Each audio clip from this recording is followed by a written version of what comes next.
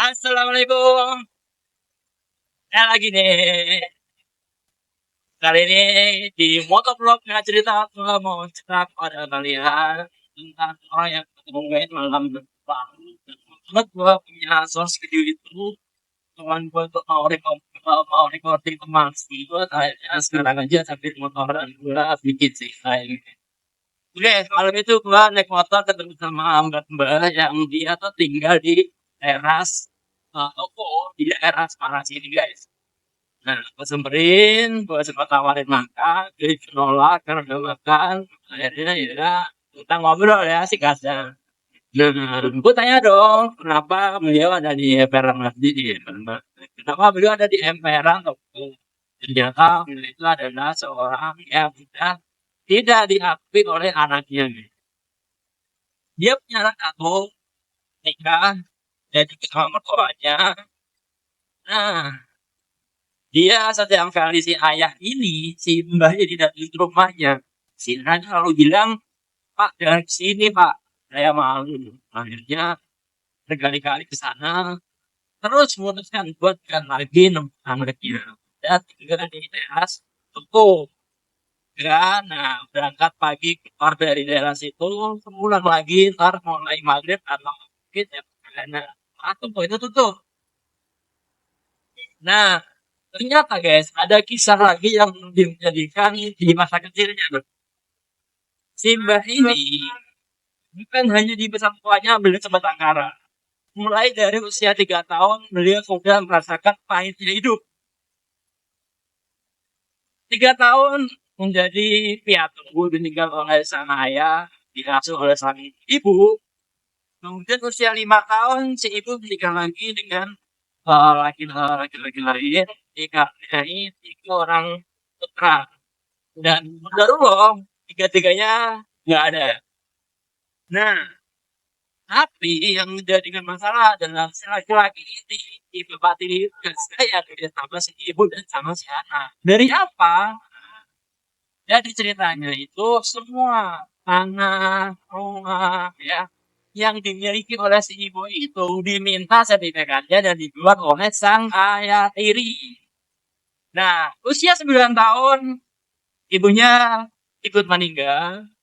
Akhirnya dia sebatang kara.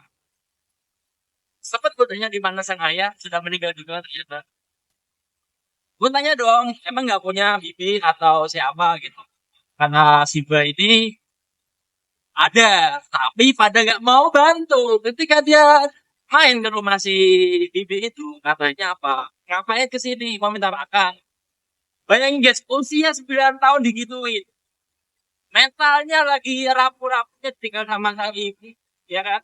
Kemudian dia mendapatkan perlakuan yang seperti itu dari bibinya. Wah, gue ini yakin ini sangat menyakitkan. Akhirnya beliau usia 9 tahun memilih dari desa daerah Demak, perbatasan dengan Semarang, milih merantau ke Semarang. Gue tanya dong, Pak, di usia segitu Pak ngapain di sini? Katanya, ambil sepatu dari wah. Memang guys ya, kita semua bakat tahun 80, 70, 60, tapi 90-an itu semir sepatu masih menjadi favorit pekerjaan orang yang tidak punya kemampuan. Oke? Karena nggak perlu skill guys, yang penting gue rapi, kinclong selesai kan. Nah, setelah menginjak remaja dewasa, beliau kerjanya apa namanya beca, ya narik beca sampai saya ketemu dengan sang istri. Menikah dengan istri, berlangsung berapa tahun, sampai akhirnya sang istri ini meninggalkan Simbah karena faktor ekonomi pada akhirnya. Nah, alasan itulah yang akhirnya membuat Simbah harus rela ditinggal oleh sang istri, menikah dengan laki-laki lain dan sang anak lebih pilih ikut sang ibu tinggal dengan neneknya. Ya akhirnya dari usia segitu kalau tempat gue ingat mungkin ya sekitar sudah 30 tahun juga lagi ketemu dengan Indonesia. Ketika gue tanya apa Pak harapan terhadap anak apakah pengen lagi kumpul tempatnya dulu melihat kejadian yang ada nggak ada harapan beliau sekedar berharap pun nggak berharap gitu. Karena itu mustahil gitu. Padahal gue pengen pancing gitu kan, emosional. Dan apakah dengan sebagai bapak dan anak masih ada harapan gitu, meskipun hanya terucap tidak terrealisasikan gitu ya. Mungkin nggak ya gitu ya, pengen itu lagi sama anak gitu, kenapa juga si kakek itu lebih milih ya sudah jadi aja gitu. Merasa itu adalah barang berharga buat Simba karena isinya ada uang yang sudah dikumpulin selama berhari-hari entah berbulan-bulan. Mau diminta gitu aja ya pasti nggak bakal diizinin lah. Sama sebagian baju yang sering dipakai buat ganti-ganti. Nah akhirnya karena dia nggak mau ngasih, si preman-preman ini tuh, preman-preman kacangan ini tuh, dia menganiaya Simbah itu guys. Dia dipukulin, ditendang, sampai kemaluannya pun juga ikut disasar. Akhirnya dia tersungkur, nggak berdaya. Nah ternyata nggak selesai di situ. Dia Simbah ini masih diseret-seret lari-larian sama 3 orang yang cemen ini guys. Akhirnya udah pingsan, nggak sadarkan diri. Tiba-tiba hari udah terang, tinggal tersisa badan-badan yang sakit. Ya mau berobat nggak ada uang, pun ada uang lebih milih buat biar sembuh dengan sendirinya. Karena bertahan hidup versi Simbah ini adalah bisa makan. Nah, ada hal menarik di luar ini yang dapat dari Simba itu. Orang-orang yang di luar sana yang homeless ya, itu mereka diasuh di rumah penampungan rehabilitasi di daerah Solo. Ternyata, oke, disclaimer dulu ya, ini apa yang gue dapat dan gue tidak bermaksud untuk mempercayai seutuhnya. Gue yang sharing. Ketika nanti di antara kalian ada yang menemukan fakta yang berbeda, tolong di komen. Gue menemukan fakta yang diceritakan oleh beliau pada waktu dulu ya, mereka itu diberikan makan tidak layak. Oke, tidak layak itu versi beliau ya sekali lagi ya. Nah, di situ katanya nasinya nggak mateng, lauknya juga cuman sayur yang nggak ada rasa, cuma rasa garam gitu ya. Nah, yang jelas mereka tidak ada yang bisa ketika harus tinggal di tempat rehabilitasi gitu.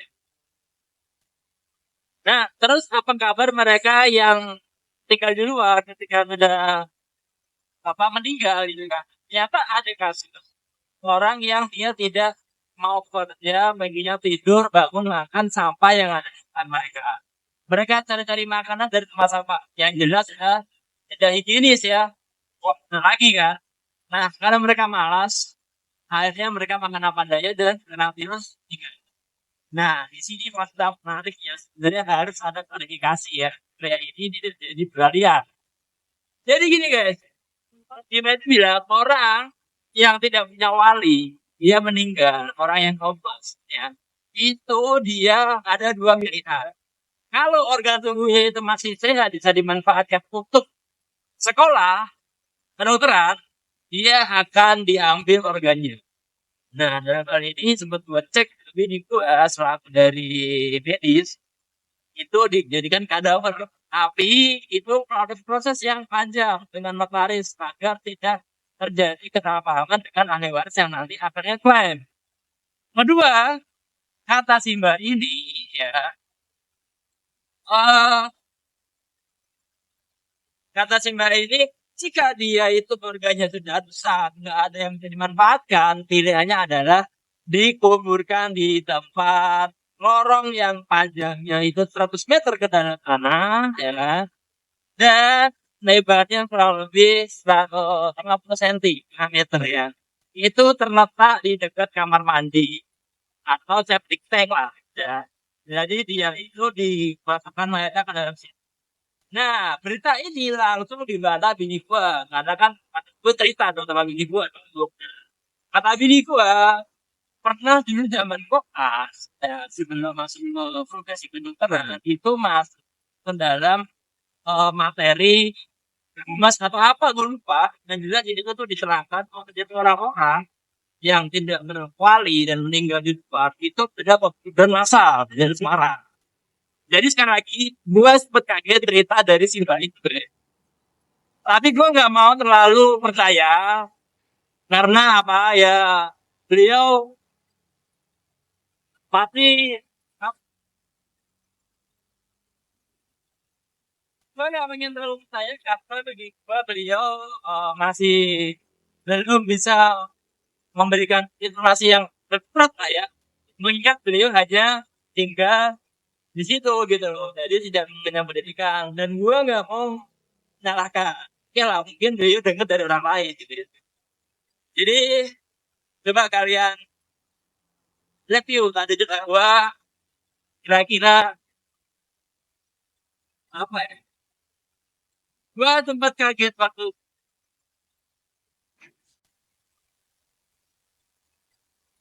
tempat gua bertanya sama beliau, ada nggak orang yang membantu memberikan sambutan, pakaian? Kata beliau ada. Ada yang memang suka beri makanan. Setiap pagi ada yang kirim. Ada juga yang jarang-jarang. Nah, uniknya, fakta dari beliau adalah beliau itu ketika diberi makan oleh orang yang miskin itu nggak bisa dimakan. Nggak pilih-pilih mas, dulu lihatnya mas melihat mentah gitu. Jadi beliau cuma terima tapi nggak dimakan. Itu cuma diambil waktunya aja gitu ya. Tapi beliau termasuknya meskipun makan itu milih, kayak makan, beliau mau kerja gitu. Kan yang tiduran, bangun nyari tempat sampah, nah, beliau sepertinya mau gerak gitu loh ya. Karena mungkin terbentuk jiwa dari muda dari kecilnya tuh kerja keras. Jadi sesusah apapun dia hidup ya dia harus kerja gitu. Nah dia itu ngomongin sampah kayak ngomongin sampah itu butuh waktu seminggu buat dikiloin. Dikumpulin dulu seminggu baru dikiloin. Sekali ngiloinnya dapatnya 50 sampai 70 ribu. Karena memang sampah itu kan nggak terlalu kita dikasih harga tinggi ya kan. Dan segitulah cerita kehidupan Siva yang tidak sebut namanya karena emang konten gua itu tidak menyorot sosial dari individu guys. Gua cuma pengen gimana sih? Cerita gue itu tidak terkait dengan personalnya ya. Tapi kisah hidupnya. Apalah itulah yang penting jelas gua nggak bisa nyebut namanya. Karena itu privacy, ya kan? Oke lah, itu dulu untuk kali ini. Terima kasih. Gue mau balik di jam 2 malam. Mau tidur. Oke, wassalamualaikum warahmatullahi wabarakatuh.